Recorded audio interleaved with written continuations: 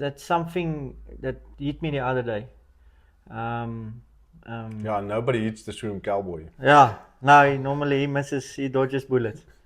So that was really amazing because we've seen a lot of price action on Ethereum. I think Ethereum went upwards like 40% in the last 3 weeks, 2 to 3 weeks. Yeah, I think 40 or 50%. Yeah, yeah. It's quite a lot. Yeah. Yes. So then you could see it pulling through into the shroom pools, which is great. So anybody who's interested in joining the community and getting some shrooms, you're essentially also holding some underlying Bitcoin and Ethereum, which I think is a great added benefit of how the tokenomics has played out in this project.